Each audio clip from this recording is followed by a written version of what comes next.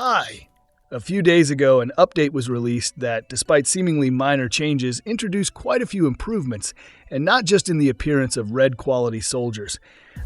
All of these improvements will be briefly discussed in this video, so stay tuned.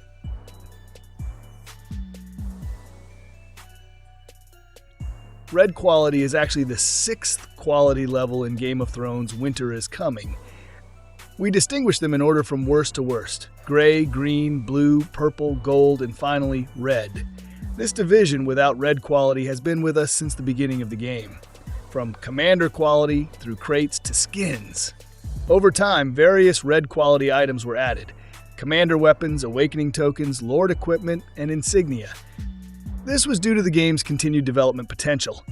Ending the quality level at gold is a dead end. Now, soldier skins are the latest addition to the 6 quality list. Of course, we only received the worst A skins at launch, along with a few S skins. SS and SP skins are still waiting, but it's only a matter of time before they join them. Several items have been added alongside the red quality skins, as raising the quality above gold doesn't require additional skin fragments, but rather different items. These can currently be obtained through the Crystal Mine, as well as the Westeros Navigator. Soldier tokens are divided into unit types: infantrymen, cavalrymen, spearmen, and finally bowmen. There's also a 5th type of token, the so-called Universal token, which can be converted to the ones you need. While the skins themselves are just a minor addition, as I know from experience that out of 10 player queries, a maximum of 3 will know where to find them, the stats provided by the skins are something worth pursuing. A-tier skins may not be particularly powerful, but increased stats are always a plus. However, S-tier skins are on a completely different level. Reduced base enemy stats, especially in attack, it's a real game changer. However, these are just the first few days after the launch. I'd be very surprised if even one person already had a skin in red quality. But over time, the number of players will increase. Changes have also affected the All Out War event. A list of participants has been added, and a restriction has been introduced for a limited number of alliances. If an alliance has fewer than 20 members, it can only participate in Division B, and therefore only compete for the lowest possible rewards. A single copy of the map has been added for the Super Division, meaning the strongest 32 alliances will participate in this division. Division A has also been modified. Each faction on the map can now only have 2 alliances, while the number of maps has been increased to 18.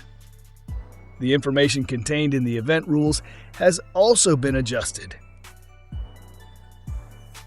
The holiday event, which at the time of this video was only featured in the game for the 2nd time, Present Pile, has also been modified compared to its first edition.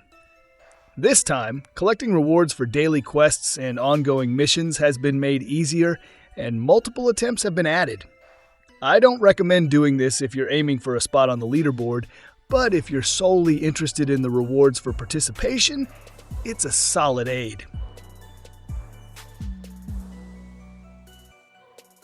There are also a number of smaller changes, but I'll focus on the most important ones from my perspective. First and foremost, there's a glory point cap at the end of an Arena of Honor season. The race for the Glory King rank can be restarted. What exactly does this change mean? After the previous Arena of Honor seasons ended, some points earned throughout the season were deducted so that players would start the next season with a reduced number of points. Unfortunately, several dozen players fell so far in the rankings that even if they skipped the season halfway through, it would be difficult to catch up. This change, however, means that the maximum number of points players can start with at the beginning of a new season is 120. Even this difference is difficult to overcome against strong players who understand the event's mechanics, but it is definitely possible.